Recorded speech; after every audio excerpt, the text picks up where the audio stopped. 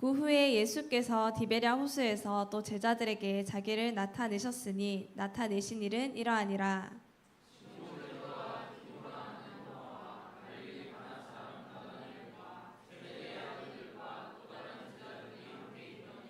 시몬 베드로가 나는 물고기 잡으러 가노라 하니 그들이 우리도 함께 가겠다 하고 나가서 배에 올랐으나 그날 밤에 아무것도 잡지 못하였더니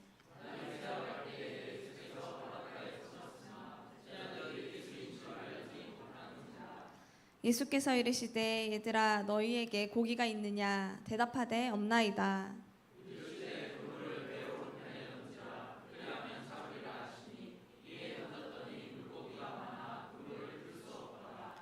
예수께서 사랑하시는 그 제자가 베드로에게 이르되 주님이시라 하니 시몬 베드로가 벗고 있다가 주님이라 하는 말을 듣고 겉옷을 두른 후에 바다로 뛰어내리더라.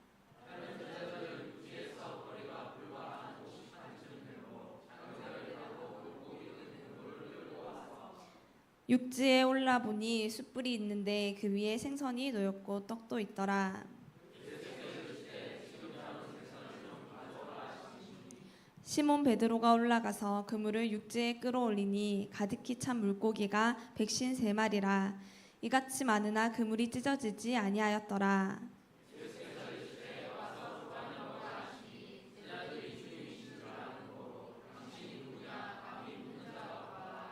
예수께서 가셔서 떡을 가져다가 그들에게 주시고 생선도 그와 같이 하시니라.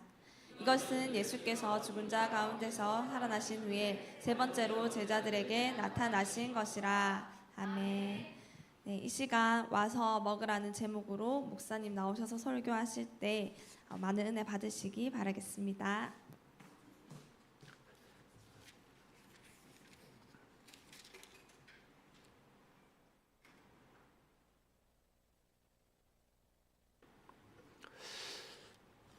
오늘 요한복음 21장 우리 너무 잘 아는 말씀이죠.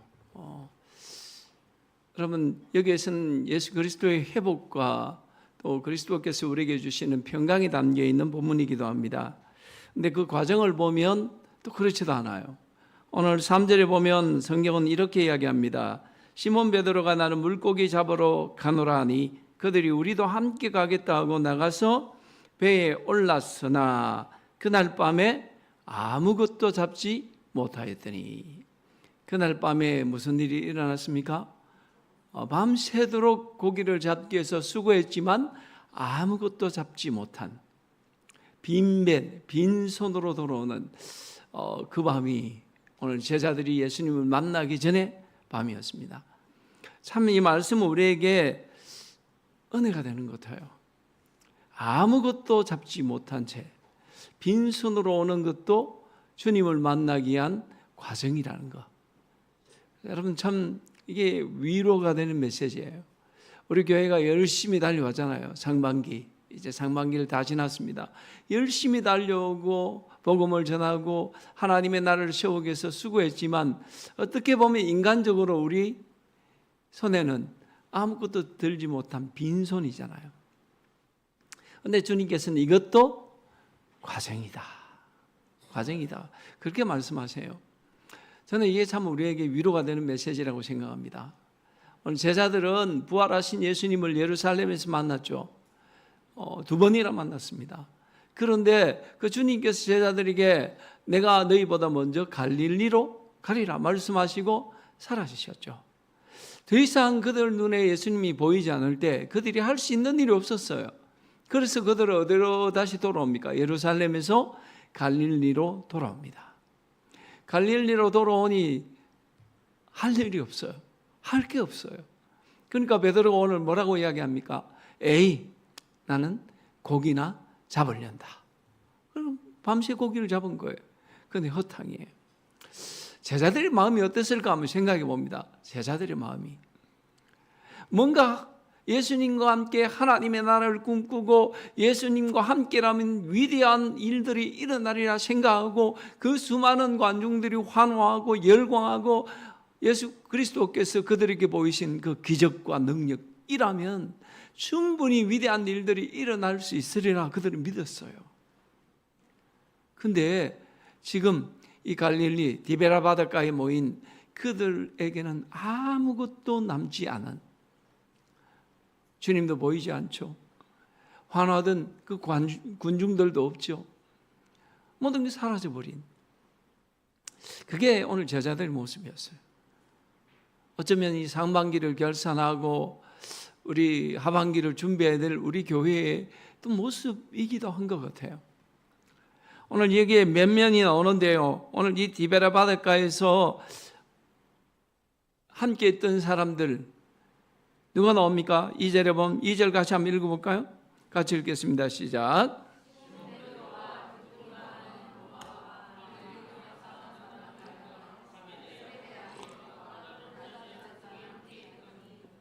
먼저 누가 나옵니까? 시몬 베드로. 예수님을 3번이나 모른다고 부인했던 시몬 베드로가 나오죠. 부활하신 예수님을 예루살렘에서 만났어요. 그런데 오늘 그는 뭐라고 이야기합니까? 나는 물고기 잡으러 가노라. 왜냐하면 그가 할 수 있는 일은 뭐밖에 없으니까요. 물고기 잡는 것밖에 없어요. 어부였으니까. 그런데 가만히 한번 생각해 보세요. 예수님께서 시몬 베드로에게 오셔서 처음으로 하신 말씀은 뭡니까? 이제부터 너는 사람을 낚는 어부가 되게 하리라. 이 비전이고 사명이죠. 지금 베드로는 어때요? 비전이 없는 거예요. 사명이 없는 거예요. 부활하신 예수님을 만났지만 이 베드로는 앞으로 어떻게 살 것인가에 대한 아무런 비전도 없고 계획도 없는, 그러니까 그가 본능적으로 잘할 수 있었던 물고기 잡는 일을 하겠다는 거예요. 그리고 또 누가 나옵니까? 디두모라 하는 도마. 도마 하면 여러분 우리가 뭐가 생각납니까? 타이틀이 뭐예요? 의심 많은 제자잖아요. 하나는 배반한 제자, 하나는 의심 많은 제자. 잘 모인 것 같아요. 어쨌든 이 밤에 디베라 바닷가에 모여있던 제자들. 그런 심지어 뭐라고 이야기했습니까? 내가 부활하신 예수님의 옆구리에 그리고 손바닥에 손가락을 넣어봐야 내가 믿겠다. 그래야 정말 예수님 부활한 거 믿겠다. 그런데 부활하신 예수님 만났죠. 그리고 뭐라고 이야기합니까? 주님은 나의 하나님이시다. 그렇게 고백했잖아요. 그죠? 나의 주님이시여 나의 하나님이십니다. 그런데 막상 부활하신 예수님이 지금 눈앞에 보이지 않을 때 그거는 막막한 거예요. 뭘 할지 모르겠어요. 그러니까 베드로가 나는 물고기 잡으러 가야 되겠다 하니까 그냥 따라간 거예요. 사람이 아니라 물고기 잡으러 가고 있죠. 그리고 또 한 사람이 누가 나옵니까? 나다나엘. 성경에 바돌로메라 표현되고 있죠. 이 나다나엘, 예수님께서 이 사람을 처음 봤을 때 그는 참 이스라엘이니라. 그 속에 뭐가 없다고 그랬어요? 간사함이 없도다. 그에 뭘 인정해 주신 거예요? 순수함을. 참 나다나엘은 하나님 앞에 순수한 사람이었어요. 그렇게 순수한 열정과 영성의 소유자였지만 오늘 지금 그는 현실의 배 앞에서 막히고 만 거죠. 야, 어떻게 살지? 앞으로 지금 뭘 바라보며 살아야 돼요? 예수님 부활하신 것은 맞지만은 근데 앞으로 우리는 예수님이 없는 지금 우리는 뭘 하고 살아야 돼? 이 현실의 배 앞에 딱 부딪힌 거예요. 그리고 또 나온 사람들이 누가 나옵니까? 세베대의 아들들 누구예요? 요한과 야고보, 야고보와 요한. 예수님께 친히 그들에게 별명 붙여주신 게 있죠. 우레의 아들, 보안에게. 그죠? 우레의 아들. 왜 이런 별명을 붙여줬을까요? 이 사람들의 성정이 어땠어요? 굉장히 불같은 사람이에요. 예수님 말씀하시면 하늘의 천사를 매면서 저 예수님 인정하지 않는 저 마을을 어떻게 해요? 완전히 제때밀어 심판해 버리겠습니다. 그들 마음속에는 엄청난 열정도 있었지만 성격이 굉장히 거칠었어요. 어부 출신이기도 했고, 그죠? 그리고 예수님이 하나님의 나라가 임하면 나는 좌의정, 너는 우의정. 자기들이 다 해먹겠다고. 야망도 있는 사람이었어요. 이 세속적인 야망도 굉장히 컸던 사람이에요. 근데 그들은 예수님을 잃었고 지금은 오늘 이 바닷가에 와 있죠. 사실 예수님을 따를 때 그들은 자신들의 아버지였던 세베대의 배와 그물을 버려두고 예수님을 쫓았다고 그랬어요. 그런데 다시 어디에요? 다시 턴에서 지금 물고기 잡으러 와 있는 거예요. 참. 그리고 오늘 이름이 등장하지 않는 누구예요? 또 다른 제자 둘. 이건 뭐 여기 등장하지 않는 모든 제자들을 대변한다고 생각해요. 그들도 역시 마찬가지였어요. 부활하신 예수님을 뵙지만 지금 현실의 배가 앞에서 막혀 뭘 해야 될지 모르는. 어쩌면 저는 이 디베라 바닷가에서 만나주신 제자들의 모습은 우리의 모습이라고 생각해요. 그리스도께서 부활하심을 믿어요. 아, 예수님 부활하셨습니다. 근데 우리는 뭐에 막혀 있어요? 근데 오늘 어떻게 살지? 딱 막힌 거예요. 부활하신 예수님 믿어요. 예수 그리스도께서 부활하셨고 하나님의 나라가 임할 줄 믿어요. 근데 오늘 이 내 눈앞에 막힌 현실의 벽은 너무 견고해 보이고 높아 보여요. 이 둘 사이에서 어떻게 해야 될지 모르는 거예요. 신앙과 현실에 분리된 괴리감, 그죠? 왔다 갔다 하는 거예요. 어떨 땐 굉장히 내가 생각해도 참 믿음이 좋은 사람인 것 같다가 어떨 땐 또 뭐예요? 철저하게 세속적으로 살아가는 나의 모습 앞에서 그냥 좌절하는. 그게 오늘 이 디베라 바닷가에 있던 제자들의 모습이 아닐까 저는 그렇게 생각합니다. 사랑하는 성도 여러분, 그런 사람들이 오늘 밤새 고기를 잡았어요. 수고했어요. 노력했어요. 최선을 다했어요. 그런데 결과는 나오지 않아요. 한 마리도 잡지 못했어요. 그때 그들이 느낄 무력감. 가뜩이나 지금 배경을 제가 설명드렸잖아요. 그리스도께서 십자가에 못 박혀 죽으시고 그 예수님을 따르던 모든 군중들은 뿔뿔이 흩어지고 자신들은 부활하신 예수님을 뵙지만 이 현실의 배 앞에서 어떻게 할지 모르는 그런 상황이었는데 그래서 자기들이 제일 잘 할 수 있는 물고기 잡으러 갔는데 그 일조차도 제대로 되지 않는 거예요. 평생을 해왔던 일인데 밤새 수고했지만 손에 단 한 마리의 물고기도 잡지 못한 채 이 빈손으로 와야 되는 제자들. 그게 여러분 우리의 모습이지 않습니까?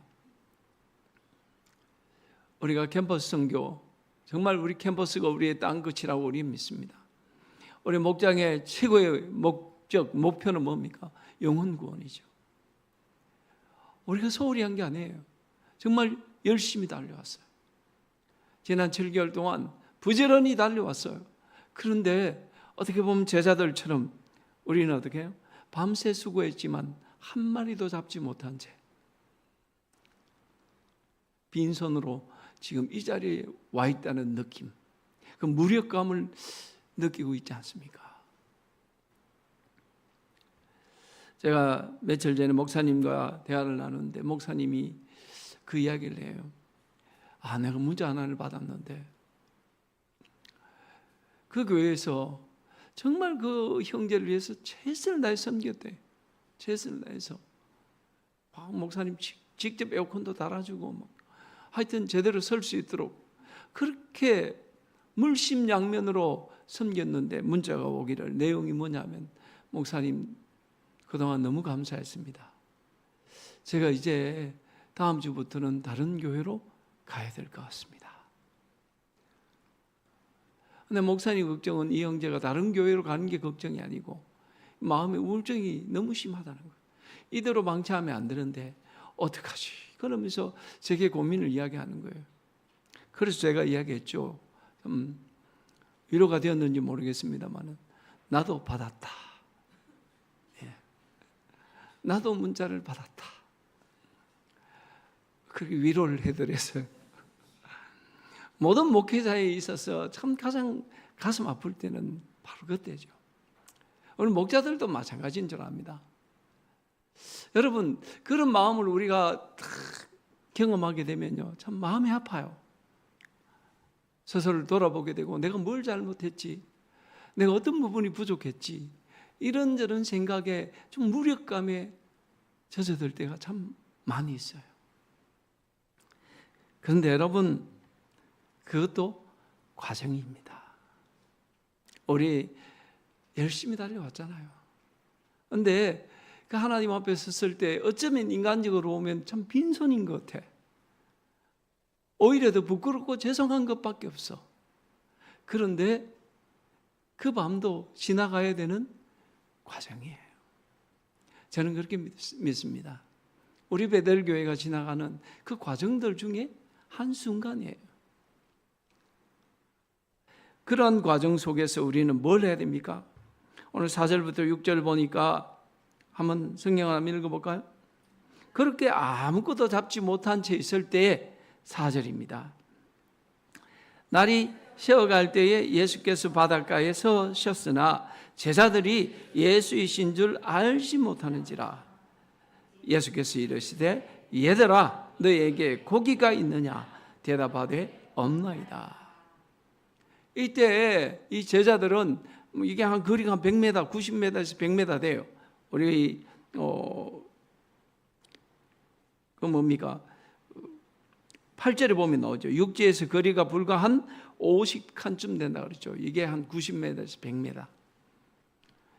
근데 이 100m 바닷가에 서신 분이, 왜냐하면 해가 아직 뜨기 전이잖아요. 밤새으니까, 그죠? 해가 뜨기 전에 미명, 새벽 무렵에 저쪽 100m 전방에 있는 사람의 형체는 알 수가 없어. 근데 소리는 들려요. 왜냐하면 이 파도가 치지 않고 잔잔할 때는 소리가 굉장히 멀리 전달된답니다. 굳이 가음을 지르지 않아도 전달이 돼요. 이 파장이 없을 때는 수면을 타고 이 소리가 이렇게 흘러가니까 멀리까지 가는 거예요. 그래서 예수님이 뭐라고 이야기합니까? 얘들아 너에게 고기가 있느냐. 얘들아, 진짜 여러분 얘들아라고 불렀을까요? 이 제자 중에 베드로는 심지어 예수님보다 나이가 많았어요. 나이 많은 베드로와 제자들 향해서 얘들아, 마치 아이들, 이 바디온 우리 성경에 있잖아요. 어린이. 이게 혹격이에요. 그러니까 그냥 명칭은 보니 얘들아가 맞아요. 말 그대로. 주님 보시기엔 이 제자들은 여전히 어린 아이와 같아요.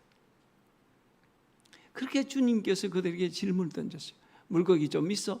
밤새 잡았는데. 그러니까 제자들이 뭐라고 대답합니까? 없나이다.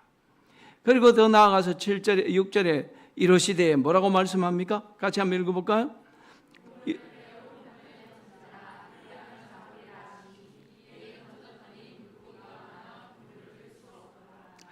여러분, 그물을 배 오른편에 던져라. 이 말씀 보니까 생각나는 성경이 있지 않습니까? 굉장히 흡사한 성경이 누가복음 5장에 등장하죠. 언제 등장했을까요? 누구에게? 베드로에게. 베드로가 밤새 고기를 잡았는데 한 마리도 잡지 못했어요. 그때 예수님께서 베드로에게, 그때는 베드로가 육지에서 그물을 이제 정리하고 있을 때니까요. 저 깊은 곳에 가서 그물을 던져라고 이야기했죠. 이미 밤새 수고했지만 허탕에서 끝이 났는데 이제 다시 나가라는 거예요. 그래서 베드로가 나가 던졌더니 그물이 찢어질 만큼 고기가 잡혔죠. 오늘 예수 그리스도께서 베드로에게 또 여기 있는 제자들이 이 말씀을 하실 때 베드로는 그걸 깨달았을 거예요. 예수님을 처음 만났던 그 순간, 이걸 우리 첫사랑이라 그러죠. 여러분, 우리가 예수님을 처음 만나고 그 예수 그리스도로 말미암아 구원을 받은 그 첫 순간, 첫사랑, 그때 감격은 이루 말할 수가 없죠. 세상의 모든 것을 다 가진 듯한 그런 순간이 우리에게 있잖아요. 오늘 이 말씀을 하심으로 예수님은 베드로에게 그 첫 장면, 첫 부르심의 장면, 그 첫사랑을 다시금 일깨워 주시는 거죠. 여러분, 사람은 실패하지만요, 예수님은 실패하지 않아요. 오늘 베드로에게 이 말씀을 하시면 이런 의미가 담겨 있는 거죠. 너는 실패했어. 너는 실패해서 오늘 이 디베라 바닷가에 나와 있지만 나는 처음 너를 찾아간 것처럼 오늘 다시 너를 찾아온다. 사랑하는 성도 여러분, 사람은 실패하지만요, 우리 하나님은 실패하지 않아요. 나는 의기소침하고 나는 모든 것이 끝났다라는 무력감에 좌절하고 절망해서 오늘 이 바닷가에 있을 수 있지만, 그러나 우리 주님은 처음이나 지금이나 한결같이 저와 여러분에게 꿈을 주시고 비전을 주시고 사명을 주시는 분임을 믿으시기 바랍니다. 이게 그리스도의 은혜죠, 그죠? 이게 그리스도의 은혜예요. 그래서 여러분, 텅 빈 빈손으로 돌아왔을 때 우리가 해야 할 일은 뭐예요? 주님의 음성에 귀를 기울이는 거예요.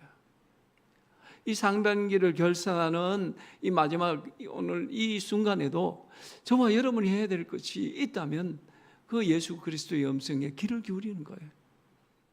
나는 실패하고 우리가 봤을 땐 빈손이지만 주님은 단 한 번도 실패하지 않으셨어요. 그래서 여러분, 예수님은 우리가 화려하게 성공하고 금이 환영할 때 나를 기쁘게 받아주시는 분이 아니에요. 내가 정말로 하나님이 원하시고 하나님이 내게 맡겨주신 사명을 믿음으로 감당하고 열매를 이만큼 맺을 때에 야 잘했어 그렇게 기쁘게 나를 받아주시는 분이 아니고요. 오늘 빈손으로 오늘 이 여기에 모였던 제자들처럼 아무런 열매도 없이 주님 앞에 빈손으로 있잖아요. 그럼에도 불구하고 주님은 그들에게 말씀해 주시더라고요. 배 오른편에 그물을 던지라. 이에 던졌더니 무슨 일이 일어납니까? 물고기가 많아 그물을 들 수 없더라.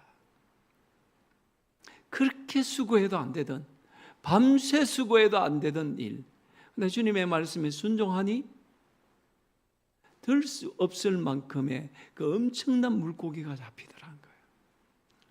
사랑하는 성도 여러분, 우리 인간의 노력이 숲으로 돌아가고요, 저와 여러분의 열정이 정말 빈손으로 돌아올 수밖에 없는, 이 빈배로 돌아올 수 없는 그 인생의 밤을 지날 때 우리가 잊지 말아야 될 것, 그때야말로 우리 하나님의 음성을 들을 때입니다. 그 빈배로 돌아오는 그 순간이야말로 이제는 주님의 음성에 귀를 기울여야 할 때죠. 저는 성경이 우리에게 들려주는 메시지가 이거라고 생각해요. 그렇게 인간적으로 노력하고 수고하고 뭔가를 이루고자 몸부림쳤지만 빈배로 돌아올 수밖에 없는 상황일 때, 그때 우리가 들려오는 주님의 음성에 귀를 기울이고 그분 말씀에 순종했더니 그렇게 수고해도 안 되던 일들이 그물을 들어 올리지도 못할 만큼 주님은 풍성하게 채워주시더라는 겁니다. 여러분, 우리가 정말 지금 이 순간 해야 될 일이 있다면 바로 주님의 음성에 귀를 기울이는 거예요. 지금까지 7개월 동안 열심히 우리 달려왔잖아요. 열심히 달려왔지만 어떻게 보면 오늘 이 제자들처럼 빈배로 밤을 지새고 수고만 한 그런 시간이었던 것처럼 보일 때도 있어요. 그런데 그때 주님은 우리에게 말씀하시더라고요. 오늘 빈배 이야기를 많이 하는데 갈릴리 바닷가에서 일어났던 또 다른 사건이죠. 예수님께서 오병이의 사건 뒤에 제자들만 따로 배에 태워서 바다 건너편으로 보냅니다. 그때 배를 타고 가던 제자들에게 무슨 일이 일어났습니까? 풍랑이 일죠. 풍랑이 일어서 평생을 그 바다에 살았던 제자들이 어떻게 할 수도 없는 그 천재지변 아닙니까? 그 엄청난 파도와 풍랑 가운데서 제자들이 할 수 있는 일이 없었어요. 그들이 죽겠다고 아우성치고 살기 위해서 몸부림쳐도 그 풍랑을 해결할 수 없을 때, 그때에 밤 사경점에 예수님께서 바다 위로 걸어오시죠. 여러분, 우리 인간의 노력과 수고가 끝나는 그 시점이 우리 주님의 시작이더라고요. 내가 못 살겠다고 아우성치는 그 순간이 우리 주님께서 이제 시작하시는 시간이에요.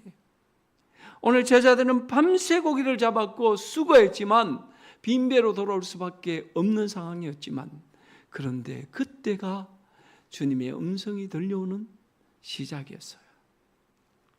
그러니 여러분, 우리의 노력이, 우리의 수고가 아무런 열매가 보이지 않는다고 우리가 실망할 필요가 있을까요? 저는 실망할 필요가 없다고 생각해요. 우리의 수고가, 우리의 노력이 어떻게 보면 헛살아 보이는 그 순간이야말로 이제는 우리 하나님이 일하실 시간이구나. 이제는 우리가 길을 열어서 주님의 음성을 들어야 될 순간이구나. 여러분, 그렇게 믿어지는 은혜가 우리 가운데 있기를 소망합니다. 바다에서 그죠?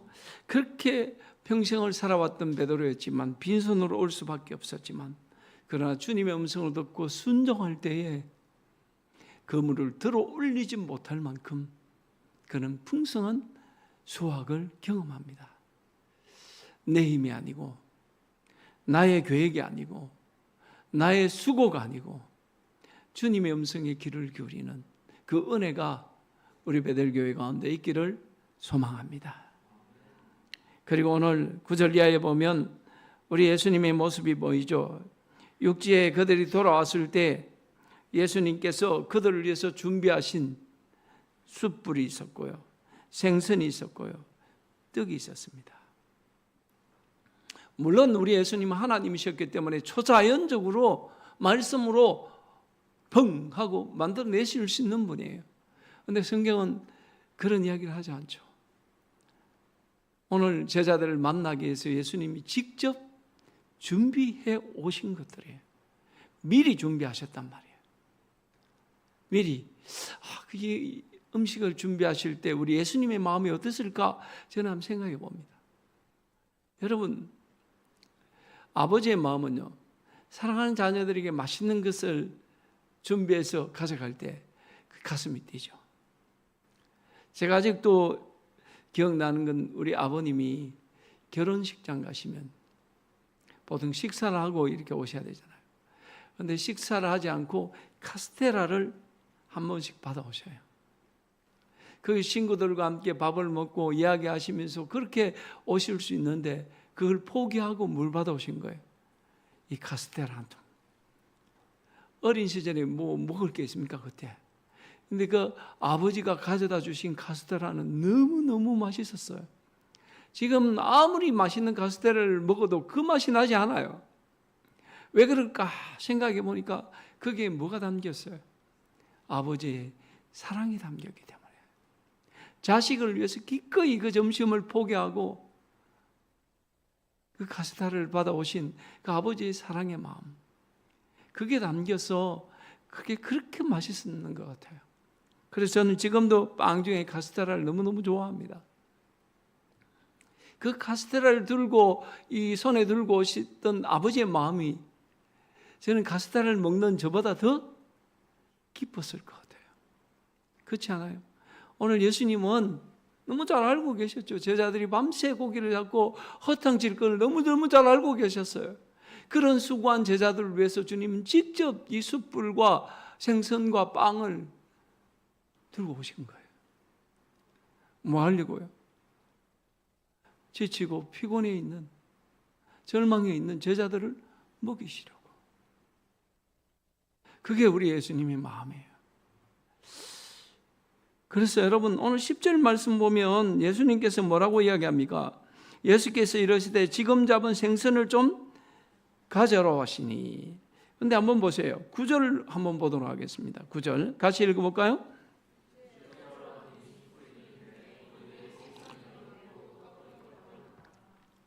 그럼 제자들이 먹었던 생선은 무슨 생선이에요? 예수님의 말씀에 순종해서 그물을 들지 못할 만큼 가득히 채운 그 생선일까요? 아니면 9절에 미리 준비해 오신 생선일까요? 그러면 예수님은 우리에게 뭘 이야기해 주고 싶은 거예요? 난 너희들이 거두어온 그 엄청난 물고기, 그 성과 때문에 기뻐한 사람이 아니야. 우리 예수님은 우리가 거둔 그 어마어마한 그 그물을 들지도 못할 만큼의 그 물고기 때문에 기뻐하시는 분이 아니에요. 그 물고기에서 일부를 가져다 우리에게 먹이시는 분이 아니라고요. 미리 준비했었잖아요. 제자들이 잡은 그 엄청난 물고기와는 관계없이 예수님은 미리 준비하셨어요. 우리가 주님 앞에 사랑받는 것은 저와 여러분이 엄청난 일을, 열매를 거두었기 때문이 아니라는 거예요. 내가 엄청난 일을 하고 엄청난 열매를 거두었기 때문에 예수님이 나를 이렇게 환영해 주시고 반가해 주시는 게 아니란 걸 오늘 성경은 우리에게 가르쳐 주는 겁니다. 나의 공로 때문에 우리가 하나님 앞에 사랑받고 구원받는 게 아니에요. 그냥 내 모습 그대로를 예수님은 기뻐하시고 받아주시는 줄 여러분 믿으시기 바랍니다. 우리 예수님은 적어도 그 예수님 앞에 저와 여러분이 어떤 존재인지는 아셔야죠. 그렇게 존귀하고 귀한 사람들이 바로 오늘 저와 여러분이에요. 여러분 이 사실을 믿으시기 바랍니다. 손에 카스테라를 들고 아들에게 먹이기 위해서 이렇게 기쁜 마음으로 왔던 그 아버지의 마음처럼 우리 예수님은 오늘 지난 절개를 수고하고 노력했지만 어떻게 보면 인간적으로 손에 잡은 건 없는 빈손으로 온 우리를 있는 그대로 기뻐하시는 분이 우리 예수님이에요.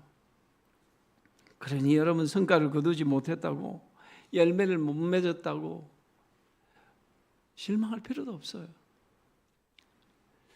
그리고 여러분 예수님이 준비하신 것 중에 뭐가 있습니까? 숯불이 있죠. 숯불. 이 숯불은 신약 성경에 딱 2번 써요. 오늘 이 본문에서 한 번요. 또 한 번 어디에 써 있을까요? 베드로를 생각해 보십시오. 예수님이 잡히던 밤에 베드로는 어디 있었다고 그랬어요? 불 쬐고 있었잖아요. 그때 그게 숯불이에요. 그럼 베드로에게 숯불은 적어도 첫 번째에는 어떤 추억이 있을까요? 배반에 아픔이 있는 그 추억이라 할 것도 없죠. 뭐 기억하고 싶지도 않는 그게 숯불이에요. 그런데 오늘 이 2번째 숯불은 베드로에게 뭘 주는 겁니까? 회복과 쉼을 주는 거죠. 와서 먹어라. 어쩌면 예수님께서 오늘 준비하신 숯불은 베드로의 그 실패, 주님을 배반했다는 자격지심, 그것을 치유하기 위한 주님의 회복이었어요. 사랑하는 성도 여러분, 우리 주님은 우리의 실패를 책망하시는 분이 아닙니다.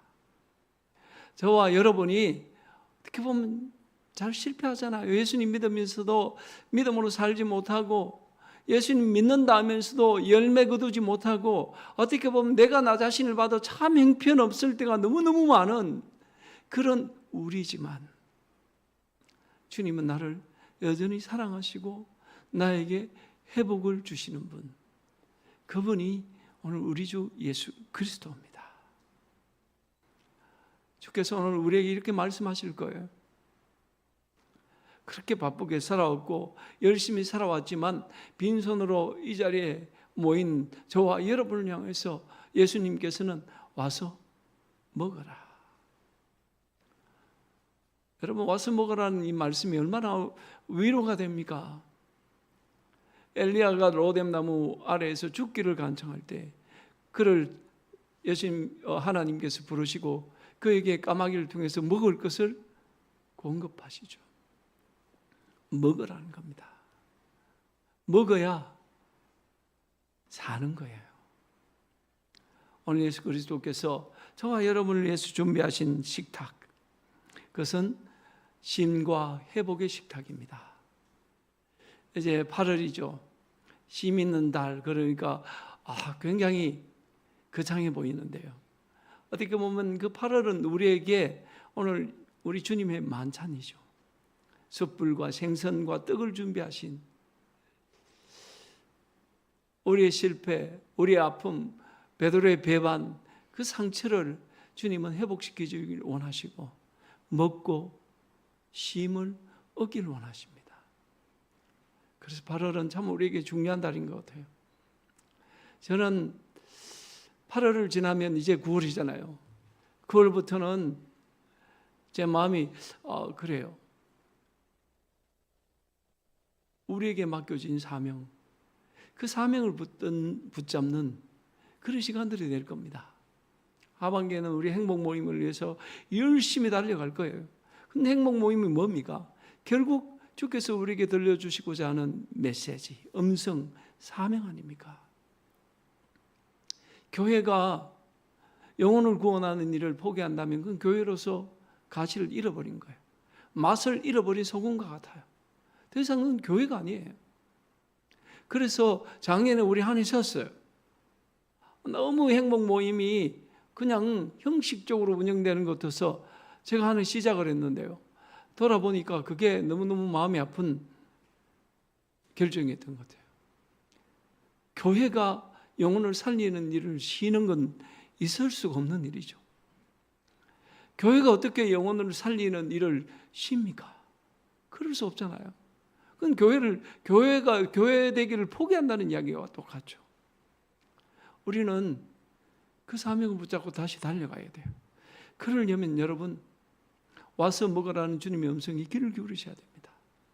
여러분을 위하여서 준비하신 주님의 만찬에 참여하셔야죠. 생선도 먹고 떡을 먹으세요. 그 숯불을 바라보면서 지난날의 실패와 주님을 배반했던 그 상처들을 씻어내셔야 돼요. 그게 우리의 8월이 되어야 됩니다. 그렇게 내가 쉼과 회복을 통하여서 다시금 주의 음성에 귀를 기울이고 주께서 우리에게 들려주신 사명을 붙잡을 때 우리는 비로소 예수 그리스도께서 원하시던 교회의 모습으로 회복되어 갈 겁니다. 우리 지난 7개월은 어떻게 살았는지 여러분 잊어버렸으면 좋겠습니다. 그것 때문에 뭐 잘 살았니 못 살았니 이야기할 거 없어요. 지나간 시간이잖아요. 이제는 우리가 해야 할 일은 내 앞에 놓인 주님의 만찬을 즐기는 거죠. 나를 위하여서 여러분의 쉼을 위하여서 주님이 직접 준비하신 숯불과 생선과 떡을 먹고 회복되는 거예요.